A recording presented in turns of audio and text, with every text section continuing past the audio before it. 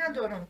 چند بار در پدولا خواه رفتم در مکتب هم جا شده تل بیدم یکی درمی حالتایی که حاضی من هستم فکر میکنم که هیچ کس به چورم نرسیده تا حکومت ناحیه میدونه که شما در کدام حالتی؟ میدونه، برای که چند بار مراجعت کردم بردم دکمیتای خطی وفات چیزا که داوچرت زمینم همونا را دیده جوش شده درم شپیدگیه که ببرو رنگی تو یک آدم نیستی خدمت مثال یاردم مثال یا ترا بکن کی را بکن گفتگیه من خاطری خطی وفات بچم در کزت اینترنت در ایش سوز خوانده نمیتونه تو حاضر میبینن که مثلا می خوانده نمیتونه من کودکان با کی چرا ببینم حاضر در کار میکنم من مکتب در پال میشکم اون کی خب پدوالش در بدم اینجا گذرانده شما در پدوال مکتب 25 زندگی میکردید؟ چند وقت زندگی کردن پدوال؟ اینجا یک مدت زیاد زندگی کردم هر جا روی کوارتیره جایش میشستم کوارتیره دادن نمیتونستم خاطر میخزوندم میپرتم شوکم اخ جا نمیافتم با کودک را میآوردم کودک با بونا میشی با هم بونا چیزا میکردن 150 سو پولی صغیره پولی میگیرم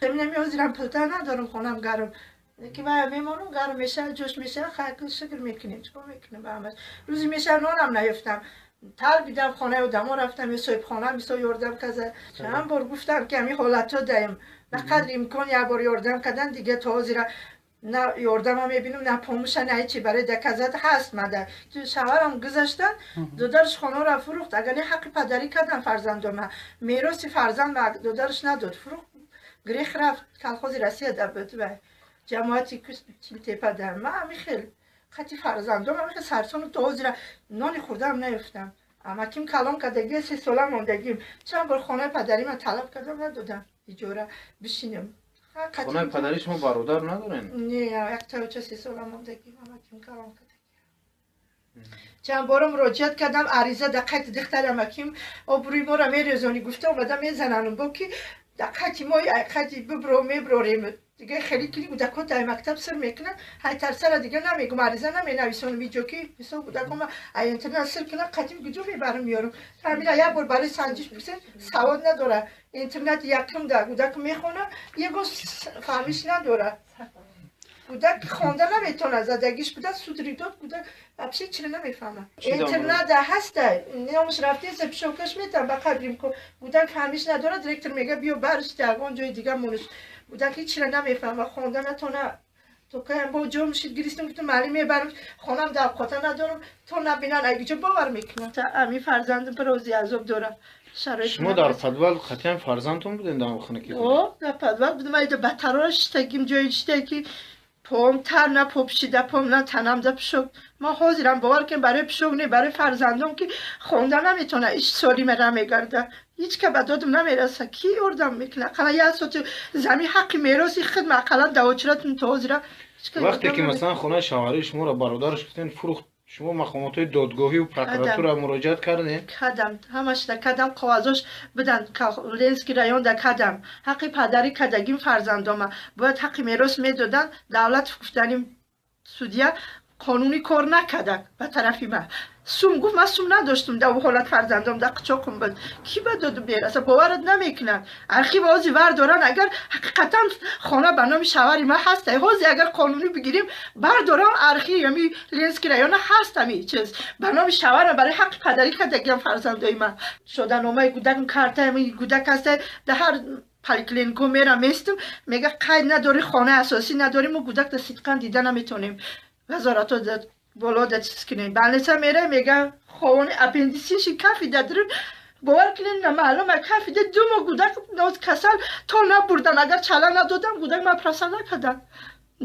خوانی 11 وایدن هم کورپسته دیمیتش بردم اون کافی دیگه کودک اپندیسین دادنش بردم تا چلا ندادم نکدن اینترنت قواز آوردن بعد کودک چیز وای قطی پاره قطی کردن داملای محترم در معرکه‌ای که ما را با سبب سطر داشتنمان طعنه کردند و گفتند که مادام سطر میکنید به معرکه ما نآیید زنی سال خورده مرا طعنه کرد با احترام خواهر ایمانی شما دوم شخص عرق می نوشد و باز نماز می خواند حکم وی در شریعت چی است این سوال دومش معلوم است کسی عرق می نوشد نماز می خواند یعنی این مسخره کردن بر اسلام است مسخره کردن بر مسلمان ها است بهتر و خوبترش امین است که اون بدبخت نماز نخواند یعنی بین خداوند در قرآن میگوید قد افلح المؤمنون به تحقیق نجات یافت. سوره مؤمنون به تحقیق نجات یافت مؤمنها، همه مؤمنها نه،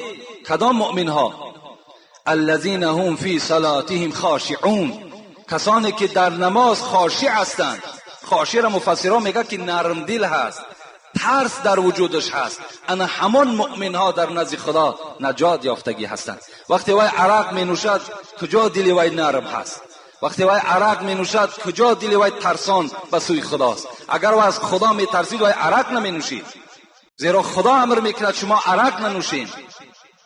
و این خواهری که از ما التماس کردند که در معرکه‌ای که با سطر می رویم برای ما زنهای سال خورده میگویند که در معرکه ما اشتراک نکنیم مادامی که شما سطر دارید. من این سوال بار جواب گفته بودم، لیکن باز میگویم که کلان سالی ندارد اعتباری، کلان عقلی بود مقبول باری. این مولوی میگد ای کمپیر بدبخت، ای خدا زده ای که این دختری تو حکم قرآن به جا آورده ایستاده است، این تو وقت طعنه میکنی روحی تو در عالم ارواح گفته بود. چی گفته بود؟ گفته بود خدا گفته بود که الستو بربکم، آیا شما نیستین ای مردم بندگان من؟ قالو بلا، تو گفته بودی بله من بنده تو هستم. امروز چی شد؟ میگد مولوی که تنت در بستر شیطان چرا خوف؟ چرا امروز تو پیرو شیطان شدی؟ اون وسواسی که اون کمپیرها و اون موسفیدها و اون جوانهایی که برای دخترهای با سطر این گونه ملامت ها میکنن، این وسواس شیطان است که در وجود این کمپیرها جایگیر کرده است. این کلمات مانده، این راه مانده، تو طعنه میکنی. تو چی را طعنه میکنی؟ آیت قرآن، احادیث های پیغمبر خدا را طعنه میکنی. کسانی که به خدا قسم به حرمت همین قرآن مکرم و معظم، در همین قرآن سوره وجود دارد به نام نور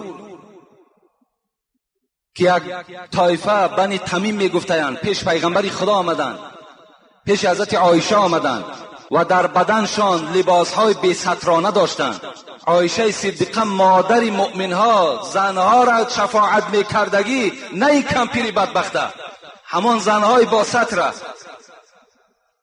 عایشه چی گفتند؟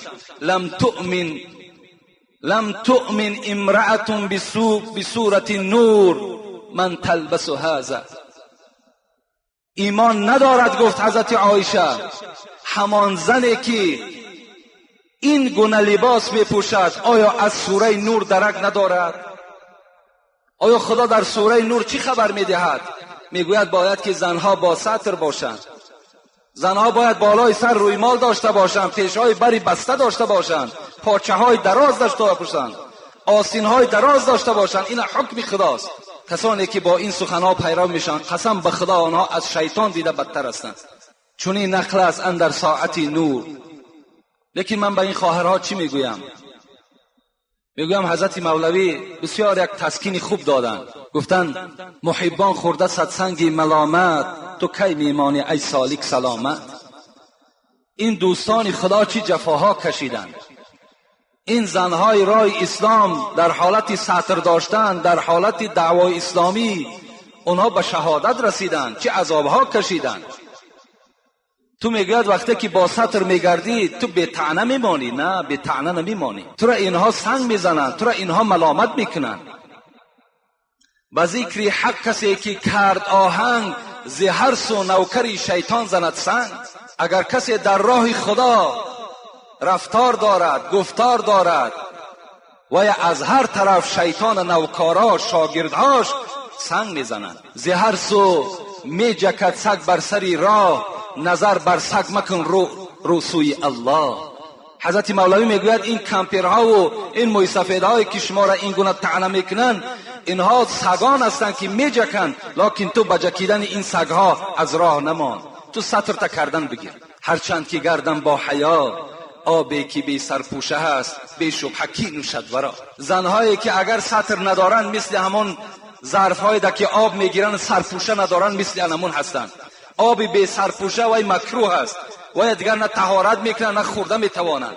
زنی که حیا ندارد، زنی که سطر ندارد، وای همچون یک زنی مکروه است، یک زنی بدبخت است.